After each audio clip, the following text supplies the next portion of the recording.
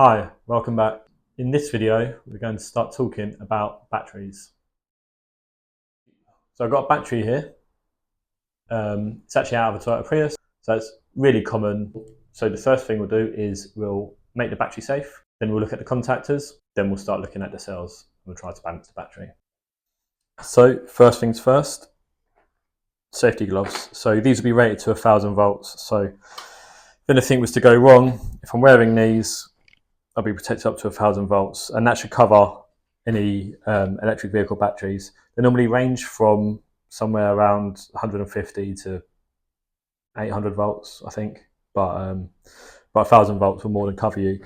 Again, you need multimeter leads, which will be rated to 1000 volts. So these will normally be Cat 3, they're called, Cat 3 leads. So you'll need those. And again, what you also need is a set of high voltage tools. So these high voltage tools will be insulated, so they'll be rated, and again, these are rated to 1000 volts, it actually says on there. So you want to get a decent brand, but as an example, see, it's a usual socket, but it's got this thick plastic insulation on it, but everything is heavily insulated. So again, if you're working on something that's high voltage, before you can make the battery safe, or sometimes you can't even make the battery safe if there's some issue like a contact's welded, you need to use these tools to be entirely safe. So this is a Gen 2 Prius battery. So I don't know a whole lot specifically about these batteries, admittedly, but I know quite a bit about batteries themselves. So in this video, we're going to go through this battery. So first things first, you've got this. So this is your service disconnect. So this will sit in there, and that basically connects the two halves of the battery. So you'll have buzz bars in here, which I can show you when we've taken it apart. And the buzz bars join all the cells together, and then they'll go down, and then they'll eventually reach this point where the service disconnect plugs in, and you've got two parts. So when you take the service disconnect out, you've broken the battery in half, so the HV system as a whole has been broken. So it's a safety feature. Every car has it, obviously. First thing you need to do is disconnect that. You can even do that while it's in the car. So if you're working on the car and you're fixing a motor or an inverter, for example, you'd want to disconnect this, and then you'd want to go and check the HV is dead at the different components. But we'll do another video talking about other HV systems. But specifically on the battery, that's your service disconnect. So there should be some contactors under here, and we can check for some high voltage. So first things first, take those fixings out, which I've already done, to be honest, and we'll have a look what's in there. So now we're in here, you can see that there's some little plastic caps here. These are the contactors, so you just got to take those plastic safety caps off. So here's contactors. So you've got two contactors there. There's another, I think this is another contactor here. I'm wondering if that's the pre-charge contactor. And essentially what we'll do first is check for voltages here. So you can see here you've got an orange HV cable coming down here. There's another one there. They go onto these contactors. Likely this will be a negative and positive contactor. Unsure way round it is just yet. There's nothing obvious, no obvious positive or negative labeling on there. So I'm not sure what they are, because I'm not actually an expert on this particular battery design, but this will be a positive and negative contactor. So essentially you've got your HV cables from each side of the battery or the buzz bars go in here, and together they'll make like a circuit. Looks like you've got your BMS system here, which is inside the battery, which is interesting. Sometimes I do, sometimes I sit outside the battery. On these, it looks like it sits inside. So I suppose that's another module that can go wrong with batteries. Ain't often the BMS goes wrong, to be honest, but like any sort of ECU, they can do. And that essentially reports back to the car the status of the battery. So with that, you could read things like the module voltages. So like I said earlier, the cells will be clumped together in groups, which will be modules. So there might be 5 of them, but we'll find out in a minute. So now what I'm going to do to try and check the voltage. So this is a bit dangerous, so don't go doing this at home unless you know what you're doing. But we're going to put the service disconnect back in. So service disconnects in. As you can see, this will be this will come from both sides of the battery. One from one side, one from the other. Goes in here, and you can see now how that will work. So that will split the circuit. So when this is in, this will just basically loop right back around. It looks like, I don't know if you can see, it's got a connector in there. I think that's the HVIL. So that will be the high voltage interlock loop. So that will be a system that will go through every HV component in the vehicle and essentially make sure that it's isolated. Each component's isolated. If there's a break in that, it tells the car that there's high voltage where there shouldn't be high voltage, and it will just bring up the fault and just shut the car down.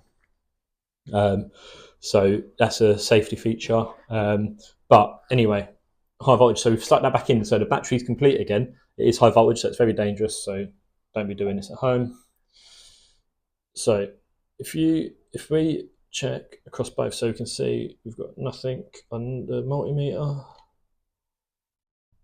Look at that, 215.4 volts. So that tells us the battery is, well, there's some power in it. It's definitely high voltage. 115 sounds about right. I think I've looked at this previously. I think 215 or thereabouts is right for Prius battery. These Prius batteries. Right. So disconnect back out. Check it again. So look on there now. Look, you've got nothing. No voltages at all. Maybe some millivolts. So it's safe again.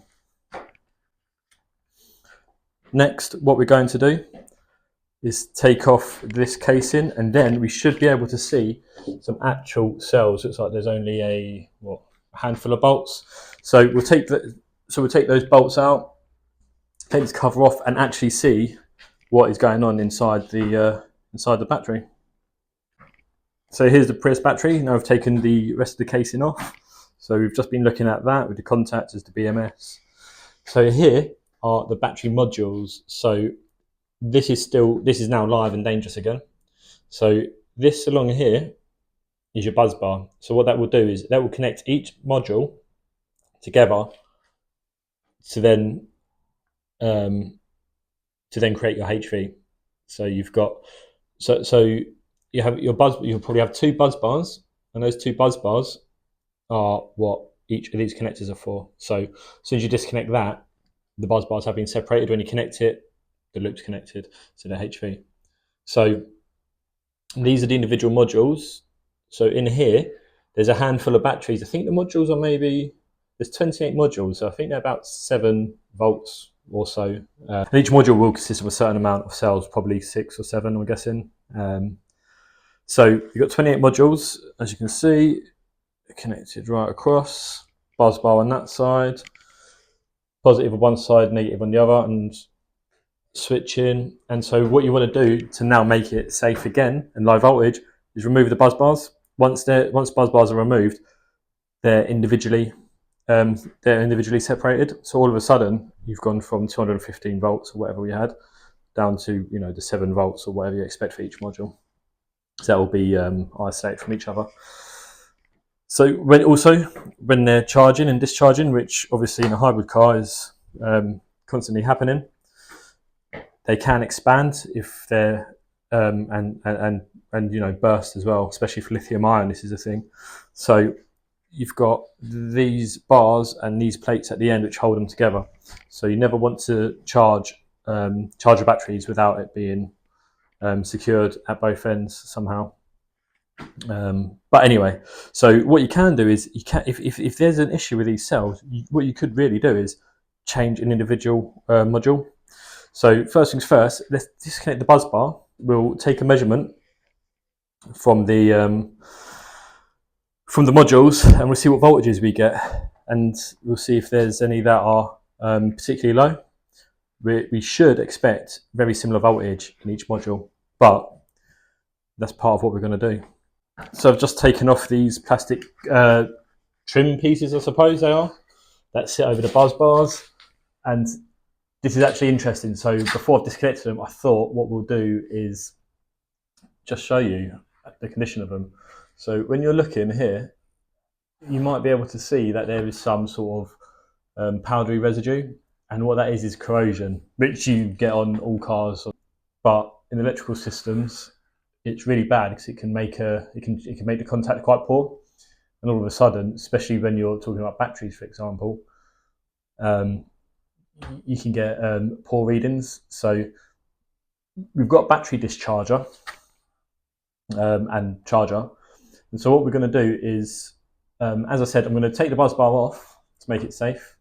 I'm going to take a measurement of each individual cell, and I'm going to name them, number them, so we know what module's what, and we're going to see what sort of readings we get. So when you put this back together, what you'd want to do is clean the corrosion or replace the buzz bars, but we'll try and clean them rather than replace them.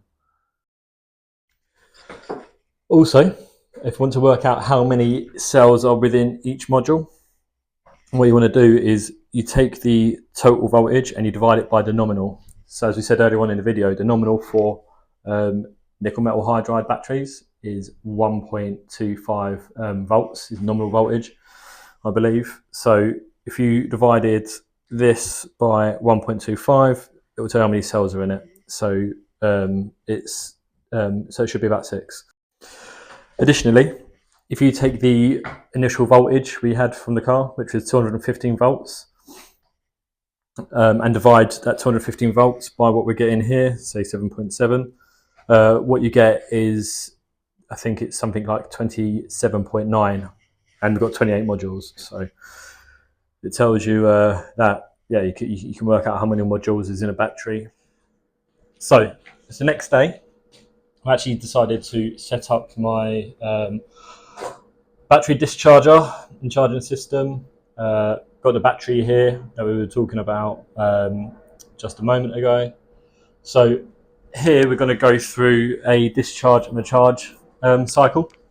So as you can see, I've had a quick go here. So essentially what we'll do is we'll set the module voltage that we want to discharge to and then charge to. So here's an example of what I managed to capture earlier on when I was just setting up the equipment.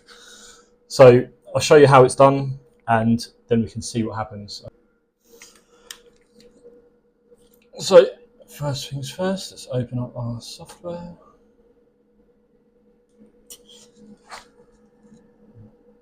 Take your time. No. Oh no. No. Right, so here, so we connect to what we need to. So I know this is 5, you just know.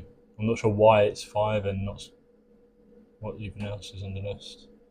Oh, 4 or 5. No idea what 4 or 5 is, but it shows up there, so we know that's right. So, first things first.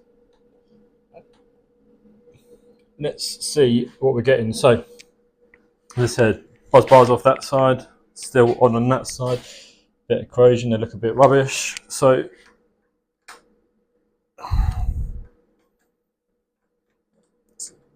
negative, positive.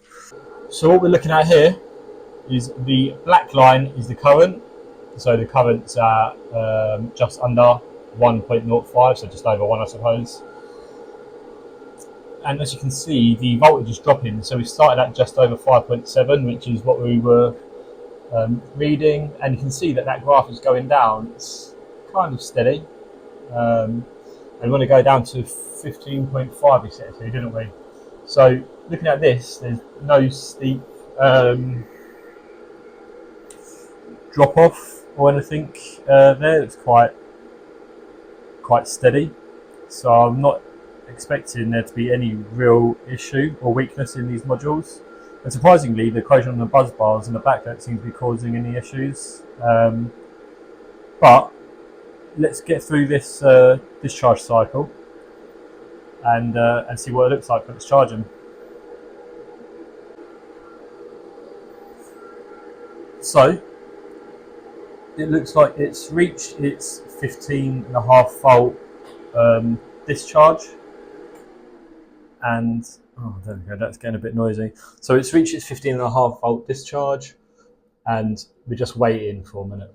So during that 1 minute period of we're going to wait for, you see that the cells bounced a little bit, so the voltage very slightly went up a couple millivolts. Not even millivolts, less than that, which is very normal. Cells do tend to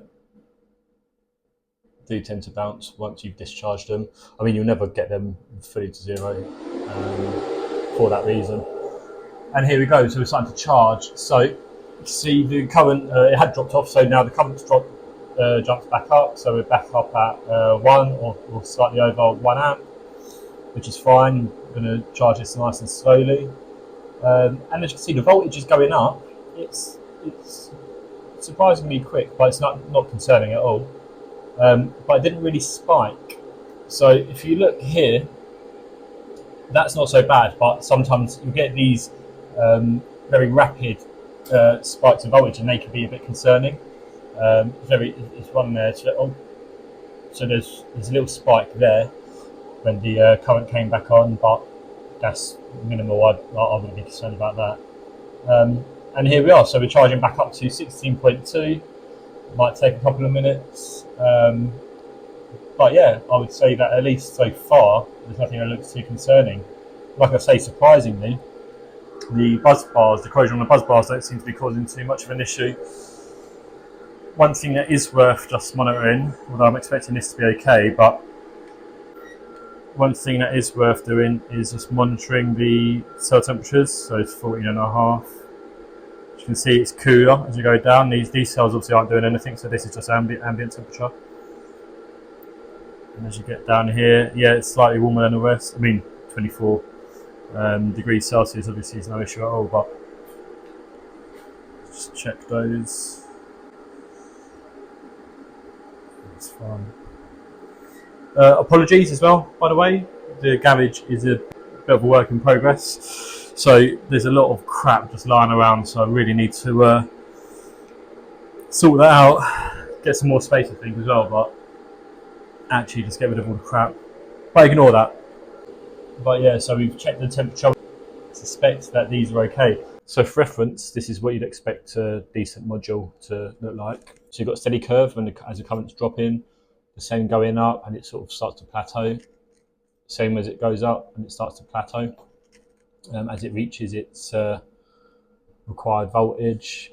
Yeah, nothing too steep or aggressive. You can see, got a bit of a reflection there, but you can see it's not entirely smooth. I mean, there's no sort of spikes as such, but it looks like it just sort of struggles a bit with the current as it drops. A little bit of the voltage too, but less so. That could be to do with the corrosion on the buzz bars, but it's nothing that's too concerning anyway. So as you can see, the cells are balanced and they're all pretty close, really, all pretty good. So unfortunately, I haven't actually got an example of a bad cell data to show you. But what I can show you is an example of what good data will look like. So a healthy cell should charge and look similar to this. No spikes, nothing like that. Nice and gradual. Here you can see it's discharging. Then we stop and the cell voltages bounce a little higher. Then it starts charging and it's just a nice steady increase there. So that's what it should be looking like with pretty much most cells, to be honest, most types of batteries. So if you're getting that, you're in a good place. So while I've got the buzz bars off, what I'm going to do is use a little wire brush. I might try and use my Dremel with a wire brush. Just pull these apart and just try and clean that corrosion. It's not too bad, to be honest, on these buzz bars. Yeah, you can see there's a little bit, but yeah, I'm gonna do that, and obviously the same to the nuts, and then put it back together. So I've dropped a nut. So I've given the buzz bars a clean. I mean, they don't look great, to be honest, but at least I've cleaned all the corrosion off that I could. Again, same with the fixings. Again, I've tried to clean the fixings as best I can. Apologies for my dirty fingers, but yeah, these are about as good as I can get them, I think, if the camera will focus. But anyway, so I've cleaned them. So I put the buzz bar back on. I'm going to put the nuts on it now, and then I'll do the same on this side. So I've got the buzz bars back on both sides. I've cleaned them. I've also tried to clean as much of the corrosion off as possible with the nuts, and I've refitted it. On that side, I've got all the plastic caps on. Just need to torque up this side. It's important that you torque them. If you over tighten them, there's a chance you can damage the cell and burst them. So it's important to actually torque them because they're only about 4 or 5 Newton meters. So it's just a nip. So what we want to check here is that the contactors are not welded, because obviously if they're welded, it means they can't be disconnected or isolated from the rest of the system. So the contactors are allowing the system to stay HV constantly, which is obviously dangerous. So to check the contactors, all you want to do is make sure that across the contactor, you have an open circuit. If it's welded, obviously, it's essentially the same as it being closed. So to do that, multimeter there is set to the buzzer to check for the resistance. So if we go like that, there, across both sides, go like that there and that there, across both sides, and there's nothing. The same for the other. The multimeter, and that's what you can hear there. So that tells you that you've got continuity. So there we go, going across the 2 points of the contactor, you're not getting that buzz. So you know that there's no continuity, which means it's isolated. Essentially, it's open, which is what we want. It's not welded. And this again on the other contactor, yeah, nothing. So that tells you the contactors aren't welded, which is what you want. And the contactors are good by the looks of things. So I would say that now the cells have been balanced and they all looked quite sensible. Contactors are not welded. We've given it a clean all the corrosion off it, the buzz bars. I'd say this battery is good to go in another car. So that's high voltage batteries for you. So we've used the Toyota Prius battery, one of the most common ones out there, one of the easiest ones to work on. But the point of the video really is just to show how modular batteries are and the fact that all batteries are pretty much the same in terms of the system and the architecture. So they may look different, but the way they work is the same in any car more or less. So this was obviously a nickel metal hydride battery, so it's quite stable, it's quite safe. It's very easy to find spare parts for. What I would like to do is make another video, but on a battery that uses lithium ion cells. There's a million videos out there that will tell you how to repair these Toyota Prius batteries. The point of this video isn't how to repair these batteries themselves, but just to give you an understanding of battery systems as a whole. Hopefully you found this video somewhat interesting. But for now, that's it for this video. Thanks for watching, and I'll see you in the next video.